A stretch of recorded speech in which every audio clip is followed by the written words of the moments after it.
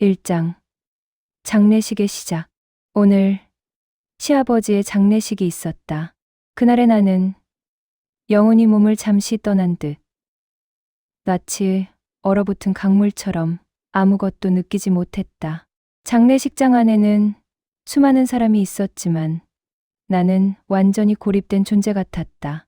바다 한가운데 떠있는 작은 배처럼 좌우로 흔들리며 고요한 절망 속에 잠겨 있었다. 남편과 큰 시누이의 얼굴은 차갑고 무심했다. 두 사람은 이미 이 슬픔을 넘어 다른 세계에 발을 디딘 듯했다. 나는 그들 사이에 끼어 도무지 어디에도 닿지 못하는 공간 속에 혼자 있었다. 장례식장의 공기는 어딘지 무거웠고 슬픔과 긴장감이 뒤섞여 있었다. 사람들이 조문객을 맞으며 속삭이고 누군가는 연신 눈물을 닦았다. 하지만 나는 그 흐름에 휩쓸리지 못했다. 눈물이 아예 말라버려 울어야 할 순간에 눈물 대신 메말라버린 숨만 들이켰다. 장례식장 입구에 설 즈음 나는 나 자신이 작게 점점 줄어드는 느낌이었다. 모든 감정은 멀어졌고 눈앞의 장면은 어딘가 흐릿하게만 느껴졌다. 고인의 남은 흔적을 애도하는 가족과 친척들의 모습은 영화 속 한 장면처럼 현실과 동떨어져 있었다. 남편은 내 곁에서 별다른 말 없이 서 있었고 큰 시누이는 무심한 듯 차갑게 나를 바라보았다. 그들의 태도는 차츰 내 마음속 벽을 쌓게 만들었다. 나는 말없이 그 틈에 조용히 움츠러들었다. 슬픔의 무게는 가슴 한켠을 천천히 짓눌렀다. 그 무게에 숨이 막혀오지만 울음을 터뜨릴 힘은 남아있지 않았다. 인생의 가장 무거운 순간에 나는 오히려 감정을 잃어버린 듯했다. 왜 울 수 없는 걸까? 수천 번 되뇌며 스스로를 책망했다. 하지만 울음은 오지 않았다. 내 마음속은 커다란 바다처럼 깊고 차가웠다. 수많은 파도가 밀려오지만 그 어떤 파도도 나를 흔들지 못했다. 사람들은 나에게 위로의 말을 건넸지만 그 말들은 마치 먼 전쟁터에서 들리는 희미한 함성처럼 멀었다. 나는 그저 숨만 쉬고 있었다. 숨을 쉬는 일조차 힘겨웠다.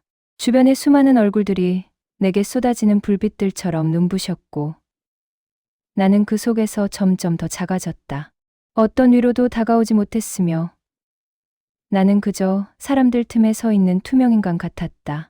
기억 속에 남은 시아버지의 모습은 이제 희미해졌다. 생전에 손잡아 주던 따뜻한 손길, 한마디도 놓치지 않으려 애쓰던 부드러운 목소리, 그 모든 것이 먼 옛날 이야기 같았다. 이제 영영 볼 수 없는 얼굴에 나는 차마 눈물을 보이지 못하고 차가운 공기 속에서 혼자 깊은 고립감을 마주했다. 남편과 큰 시누이와의 거리는 갈수록 벌어졌다. 그들은 무언가를 이미 각오한 듯 냉정했고 나는 그 속에서 점점 더 아웃사이더가 되었다. 그들 사이에서 내가 할 수 있는 일은 없었다. 나는 그 자리에 홀로 덩그러니 서서 무언가를 붙잡으려 애썼지만 손끝에서 모든 것이 미끄러져 나갔다. 장례식장 밖으로 나설 때 나는 마치 시간이 정지된 것 같은 느낌을 받았다. 바람 한 점, 공기 속의 나무 향기, 지나가는 사람들의 발걸음, 소리 모든 것이 실제 같지 않았다. 나는 자신이 마치 고요한 바다 위에 홀로 떠있는 작은 배라는 사실을 뼈저리게 느꼈고 이 고요함 속에서 앞으로 무엇을 해야 할지 알 수 없었다. 시간이 멈춘 듯 그날 나는 삶과 죽음 사이에서 길을 잃었다. 시아버지의 죽음은 나와 우리 가족의 균열을 알렸다. 무심한 남편과 시누이, 멀어진 가족 사이에서 나는 홀로 감정을 붙잡아야 했다. 그러나 나는 이미 너무 많이 잃었다. 눈물 없는 슬픔 속에서 나는 그렇게 얼어붙은 채 하루를 마감했다. 그리고 앞으로 펼쳐질 불안과 고통의 시간들 앞에 아무 준비도 되어 있지 않았다. 2장 유산과 빚의 폭로. 그날 우리 가족이 한자리에 모였다. 시댁의 유산을 나누는 자리였다. 하지만 그 자리는 더 이상 온기가 없는 공간이 되어 있었다. 차갑고 무거운 공기가 방 안을 가득 메웠다. 모두의 얼굴은 깊은 긴장과 불안으로 일그러져 있었다. 그리고 그 중심에는 한 단어가 자리 잡고 있었다. 바로 빚이었다. 나는 그 단어가 얼마나 무거운지, 얼마나 날카로운 칼날인지 체감할 수 없었다. 단지 그 말이 내 머릿속을 맴돌았고 온몸이 얼어붙었다. 단 한 채뿐인 우리의 집, 그 집마저 채권자에게 넘어갈지 모른다는 사실이 너무나 충격적이었다. 기억이 바쁘게 스쳐 지나갔다. 지방에 살면서 매일의 잡다한 일들에 치여 가족사에 깊이 개입하지 못했던 지난 시간들. 그때마다 조금만 더 신경 썼으면, 좀 더 빨리 귀국했으면 하는 후회가 가슴을 후렸다. 큰 시누이는 내게 차갑고 날카로운 목소리로 말했다. 내가 지방에 있어 무심했기 때문에 이런 일이 벌어진 거야. 우리 모두 고생하는 동안 너만 멀리 있었잖아. 그 말에는 진심, 어린 원망과 절박함이 섞여 있었다. 나는 그 자리에 머물러 있기조차 힘들었다. 나 자신을 변명하고 싶었지만 목소리는 갈수록 작아졌다. 억울함과 분노, 슬픔과 좌절이 한꺼번에 밀려왔지만 그것을 뱉어낼 힘조차 나에게는 없었다. 집은 단순한 건물이 아니었다. 그것은 세월과 기억이 쌓인 우리 가족의 심장이었다. 내가 시댁으로 들어와 처음 안식을 찾았던 곳, 아이들이 태어나 첫걸음을 뗀 곳, 시아버지가 노년을 보냈던 그 집이 이제는 빚이라는 그림자에 휩싸여 있었다. 이 집이 넘어가면 우리 가족의 역사는 또 하나 지워진다는 생각에 가슴이 무너졌다. 그 무게는 눈에 보이지 않지만 견딜 수 없이 무거웠다. 방 안은 점점 얼어붙었다. 가족들 사이의 불씨는 깊어갔고 서로를 향한 냉소와 차가움이 짙어졌다. 남편은 조용히 그 자리에 앉아 있었고 큰 시누이와 시어머니 사이에는 불편한 침묵이 흘렀다. 나는 점점 더 외롭고 작은 존재가 되고 있었다. 내 깊은 내면에서는 두려움이 맹렬히 피어났다. 이 상황을 어떻게 헤쳐나가야 하는지, 어떤 길이 있는지 알 수 없었다. 나는 홀로 무너져 내리는 마음을 붙잡으려 애쓴 채 숨죽였다. 3장. 시어머니의 붕괴. 그날 시어머니의 얼굴은 점차 생기를 잃어갔다. 기억은 점점 희미해지고 마치 꺼져가는 불꽃처럼 작아졌다. 나는 그 모습을 지켜보며 내 마음 속 깊은 곳에서 무언가가 갈라지는 소리를 들었다. 그녀가 점점 멀어진다는 사실이 내 심장을 핥히는 듯 고통스러웠다. 가족이라는 이름 아래 우리는 서로를 지켜야 했지만 현실은 너무나 냉혹했다. 큰 시누이는 그런 어머니를 나에게 떠밀며 네가 알아서 해 라고 말했다. 그 말은 차갑고 무정했다. 나는 시어머니를 돌볼 힘도 그 상황을 감당할 준비도 되어 있지 않았다. 나는 고요한 밤 속에서 가족이란 무엇인지 계속 물었다. 사랑인가, 의무인가, 혹은 그저 무거운 책임감인가? 과연 이 사람들과 나는 진정한 가족인가? 시어머니의 상태는 급격히 악화됐다. 이전에는 잔잔하던 그분의 눈빛이 이제는 멍해지고 때로는 혼란스러워 보였다. 나는 그분이 점점 이 세상과 멀어져 가는 것을 지켜봐야만 했다. 그럴 때마다 가슴이 찢어지는 것 같았다. 큰 시누이는 나를 향해 냉담해졌다. 이 상황에서 나는 외로웠고 모든 책임이 내게 돌아오는 듯했다. 네가 알아서 해 라는 말이 반복될 때마다 나는 아무것도 할 수 없는 무력감에 빠졌다. 나는 밤마다 자신에게 질문했다. 가족이란 무엇인가? 함께 울고 웃으며 서로를 지탱하는 존재인가? 아니면 때로는 서로를 고립시키는 차가운 벽인가? 나는 시어머니를 살필 때마다 내 마음 속 깊은 곳에 자리 잡은 슬픔과 고독을 마주했다. 가족 안에서의 내 자리는 점점 좁아졌고 나는 점점 더 외로워졌다. 내면에서는 수많은 감정이 교차했다. 사랑과 미움, 책임과 회피, 희망과 절망. 나는 이 모든 감정의 소용돌이 속에서 홀로 싸워야 했다. 시어머니를 돌보는 일은 단순한 의무가 아니었다. 그것은 나 자신과의 싸움이었으며 가족이라는 울타리 안에서 존재하는 인간성의 시험이었다. 큰 신우의 냉랭한 반응에 나는 상처받았지만 그 상처를 외면할 수도 없었다.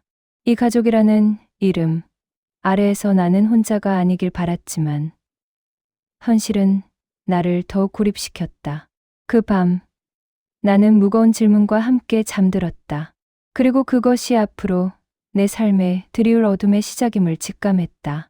사장, 협박과 욕설. 그날은 기억하고 싶지 않은 날 중 하나였다. 하루 종일 울려대던 채권자의 전화벨 소리가 머릿속을 맴돌았다. 그날 집 안은 마치 폭풍 속 같았다.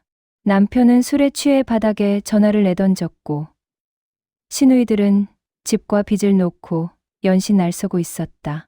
나는 그 사이에 끼어 아무 말도 못했다. 말문이 막히고 숨소리조차 숨겨야만 했다. 가족이라 믿었던 사람들이 서로를 향해 칼날 같은 말을 쏟아붓는 모습에 나는 마음 깊이 갈갈이 찢겼다. 전화벨은 또다시 울려대었다. 나는 떨리는 손으로 전화를 받았다. 상대는 독촉하는 채권자였다. 전화 너머에서는 냉혹한 요구가 이어졌다. 빚을 갚으라는 소리. 늦으면 더 큰 문제가 생길 거라는 협박이었다. 나는 답할 말이 없었다. 그저 듣고만 있을 뿐이었다. 막막함과 무기력함이 나를 옥죄었다. 이 상황에서 내가 무슨 힘이 있단 말인가. 남편은 술에 취해 현실을 회피했다. 그의 눈빛은 멀어져 있었고 몸짓은 무겁고 무기력했다. 내가 도움을 요청할수록 그는 더 깊은 술잔 속으로 파고들었다. 그 모습은 나를 더욱 고독하게 만들었다. 시누이들은 서로에게 화살을 겨누었다. 집과 빚의 문제에서 비롯된 갈등은 점점 확산되었다. 이 집이 무너지고 있다는 소리가 귓가에 들려왔다. 내 마음에도 균열이 생겼다. 가족이라는 울타리가 와르르 무너지는 순간이었다. 나는 그 흔들림 속에서 흔들리지 않고 서 있으려 애썼으나 속절없이 무너져 내렸다. 5장. 붕괴하는 집. 그 집은 가족의 기억과 희망이 얽힌 공간이었다. 그러나 그 공간은 이제 천천히 무너져가는 무덤 같았다. 집을 팔면 문제가 해결될 거라는 생각에 잠시 위안을 얻었지만 그마저도 가족 간의 갈등과 무관심 속에서 좌절로 변했다. 남편은 점점 말을 잃었고 귀를 닫았다. 그의 무심함은 그 어떤 위로보다도 냉정하게 내 마음을 가로막았다. 큰 시누이는 냉담하게 나를 향해 고개를 돌렸다. 혼자 살아라. 그 한마디가 문을 닫는 소리가 되어 내 귓가에 박혔다. 나는 혼자 남겨졌다. 버려진 듯한 공허함 속에서 눈물은 가슴 깊은 곳에서부터 솟구쳤다. 울지 않으려 해도 울음이 터져 나왔고 나는 그 슬픔에 몸을 맡겼다. 이 집은 과연 우리 가족의 집인가? 아니, 이 집은 이제 나의 무덤인가? 모두가 떠나고 남은 건 외로움뿐이다. 나는 어느새 삶의 방향을 잃고 있었다. 사라진 사랑과 온기, 무책임한 태도, 그 모든 것이 내 마음을 갈갈이 찢어 놓았다. 그날의 밤, 나는 창문 밖을 멍하니 바라보았다. 어둠 속에 비친 내 모습은 지친 그림자 같았다. 아무도 내 슬픔을 알아주지 않고 내 아픔을 나누려 하지 않았다. 나는 더 깊이 침묵했고 또다시 눈물을 삼켰다. 가족이란 이름으로 묶인 우리는 서로를 밀어내고 있었다. 그 밀어냄 속에서 나는 점점 더 작아졌고 홀로 외로움과 맞섰다. 그 집이 무너지는 소리가 내 심장 속에서 울려 퍼졌다. 나는 문득 깨달았다. 내가 아끼던 이 집도 내가 의지했던 가족도 더 이상 이전 같지 않다는 사실을. 세상은 변했고 우리 사이도 이미 멀어져 있었다. 내일이 오리라는 희망도 함께 할 동반자도 없는 그 밤. 나는 오직 나 혼자였다. 그리고 그 외로움이 내 모든 것이 되었다. 6장. 뿔뿔이 흩어진 가족. 그날 나는 모든 걸 내려놓고 결국 지방으로 돌아왔다. 떠나올 수밖에 없었던 서울. 그곳은 내게 더 이상 집이 아니었다. 모든 게 무너져 내렸고 가족이라는 이름은 빗살무늬처럼 흩어져 각자의 세계에 갇혔다. 시어머니는 먼지 쌓인 요양원에 쓸쓸히 맡겨졌고 나는 그 모습을 상상하며 가슴이 미어졌다. 그녀의 흔들리는 기억 속에서 나는 자신조차더러 외롭고 초라한 존재임을 느꼈다. 서울의 집은 어느새 경매장으로 향했다. 내 발걸음이 닿지 못하는 그곳에 가족의 추억은 무심히 흩어지고 있었다. 남편은 날 외면했다. 그의 차가운 시선과 무감한 태도는 나를 깊은 절망 속으로 빠뜨렸다. 연락도 말 섞을 기회도 사라졌다. 나는 더욱 고립되었다. 큰 시누이 역시 연락을 끊어버렸다. 차가운 침묵이 우리 사이를 가르고 그 간극은 시간과 공간만큼 넓어졌다. 나는 홀로 남았다. 각자의 섬으로 흩어진 우리 가족은 이제 완전히 조각난 퍼즐처럼 서로를 찾지 못했다. 고립감은 말로 표현할 수 없이 쓰디썼다. 우리는 왜 이렇게 멀어졌을까? 가족이라는 이름이 이렇게도 무너져 버릴 수 있는 걸까? 나는 이 외로움 속에 뭐하러 살아가야 하는지 모르겠다. 나는 복잡한 감정의 소용돌이 속에서 헤매며 끝없이 울었다. 외로움과 상실감은 나를 옥죄었고 내 마음은 갈갈이 찢겨나갔다. 지방으로 돌아와도 마음속 무거운 그림자는 사라지지 않았다. 홀로 된 내가 감당해야 할 무게와 책임은 끝이 없었다. 나는 매일 밤 눈물을 삼키며 새로운 삶의 방향을 찾으려 했었다. 세상은 변했고 가족도 변했다. 나는 이제 혼자서 모든 것을 견뎌야 함을 받아들여야 했다. 그러나 그 과정은 고통스럽고 외로웠다. 나는 다시 묻는다. 가족이란 무엇인가? 우리는 왜 서로를 떠나보내야 했나? 그리고 나는 앞으로 어떻게 살아가야 하는가? 7장 파멸의 문턱. 그날부터 요양원의 시어머니와 나는 서로에게서 멀어져 갔다. 그녀의 눈빛에는 미움과 원망이 가득했다. 네가 나한테 무슨 짓을 했니? 그 말 한마디 없이도 느껴지는 그 눈빛은 내 심장을 깊이 핥히었다. 나는 그 눈빛 앞에서 무너졌다. 시어머니를 지키지 못한 죄책감에 매일 자책했다.